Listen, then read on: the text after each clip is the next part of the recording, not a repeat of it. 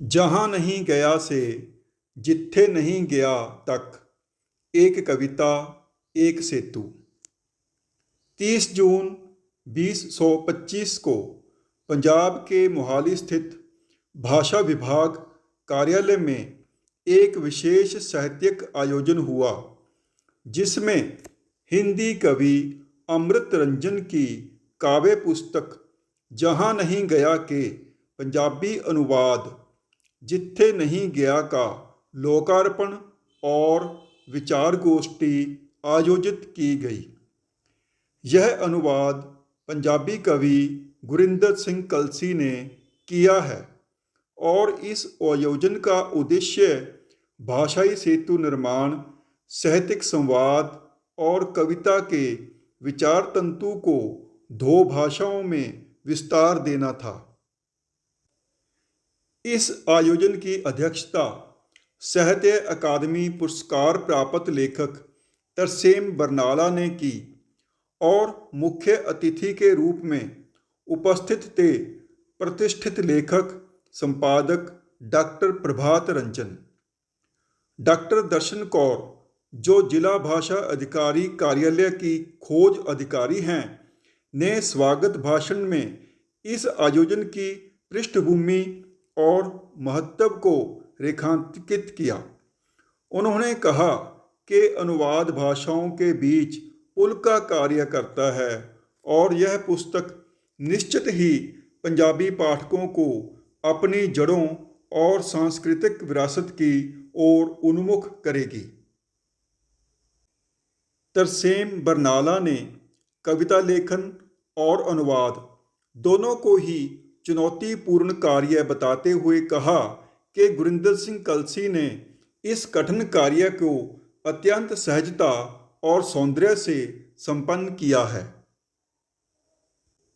Doctor Prabhat Ranjan ने अमृत रंजन की कविताओं की दार्शनिकता और नवीन दृष्टिकोण की सराहना करते हुए इसे पंजाबी में अनुदित होना एक शुभ संकेत बताया।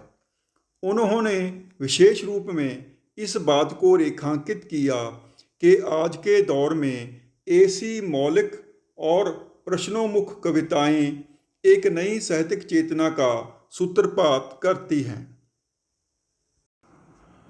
मनमोहन सिंह दाऊ ने अपने वक्तव्य में कहा कि एक अच्छे अनुवाद के लिए जिस संवेदनशील कल्पना, चिंतन और भाषा कौशल की आवश्यकता होती है, वह एक सच्चे कवि में ही होता है और कलसी ने इस काम को बाखूबी निभाया है।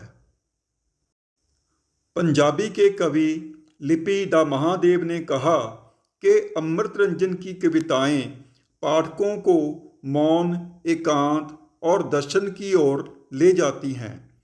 ये कविताएं अनुभूति का दर्शन रचती हैं। उन्होंने गुरिंदर सिंह कलसी के अनुवाद को सदा हुआ और शब्दों की आत्मा को पकड़ने वाला बताया, जो बेहद महत्वपूर्ण है।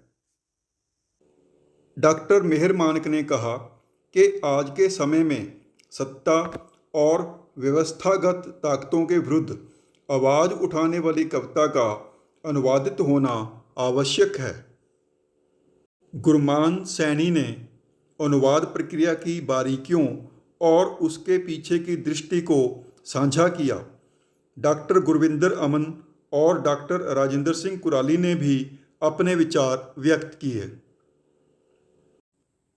डॉक्टर दविंदर सिंह बोहा, जो कार्यक्रम संयोजक भी रहे, ने अपने धन्यवाद वक्तव्य में आयोजन की सफलता पर प्रसन्नता जताई और अनुवाद की गुणवत्ता की पूरी प्रशंसा की।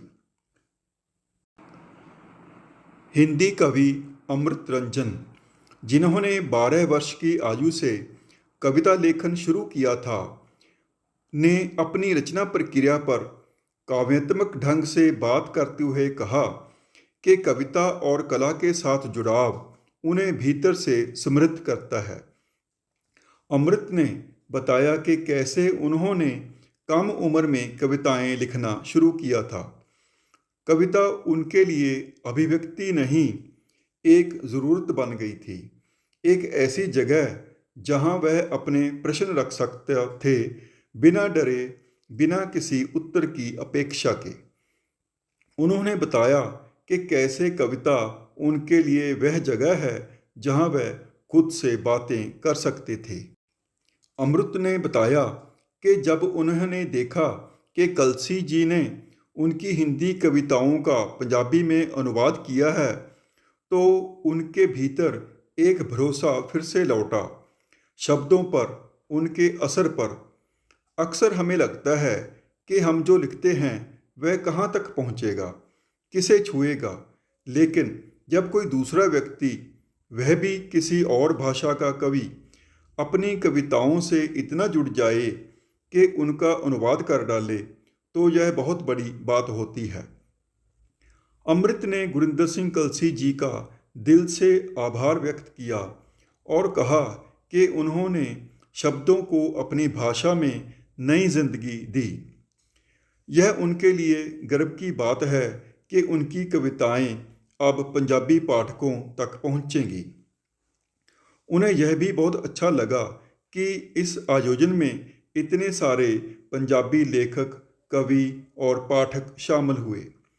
यह दिखाता है कि कविता आज भी हमारे जीवन में ज़रूरी है, और यह भी कि भाषा की सीमाएं केवल भूगोलिक नहीं होती, उन्हें संवेदना से लांघा जा सकता है। गुरिंदर सिंह कलसी ने इस पुस्तक की कविताओं को चुनने और अनुवाद की प्रक्रिया के बारे में विस्तार से बात की। उन्होंने बताया कि अमृत की कविताओं में जीवन, मृत्यु, ब्रह्मांड, स्मृति और समय जैसे विषयों को एक नई दृष्टि से देखा गया है, और यह प्रयास उन विचारों को एक दूसरी भाषा में सजीव करने का माध्यम बना। उन्होंने कहा कि वे प्रश्न उठाती हैं लेकिन उत्तर थोपती नहीं, मौन की भाषा बोलती हैं। यह अनुवाद केवल शब्दों का नहीं बल्कि संवेदना का सेतु है। उन्होंने कहा कि मेरी कोशिश रही कि वे कविताओं की आत्मा को ज्यों का त्यों पंजाबी में उतार सकें।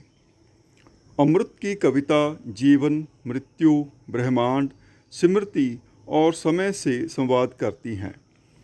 इसमें एक गहरी दार्शनिकता है। अनुवादक का काम केवल भाषा नहीं, दृष्टि और संस्कृति को भी जोड़ने का होता है। मुझे यह पुल बनने का अवसर मिला, यह मेरे लिए सम्मान की बात है। उन्होंने यह भी बताया कि उनके पास अमृत से संपर्क के लिए उनके पास फ़ोन नंबर नहीं था, और उस स्थिति में कैसे उन्होंने अपने एक मित्र के माध्यम से जानकी पुल, जहाँ पर अमृत की अधिकतर कविताएं छपी हैं, के संपादक प्रभात जी से संपर्क कर अमृत के पिता का फ़ोन नंबर लिया और संपर्क किया।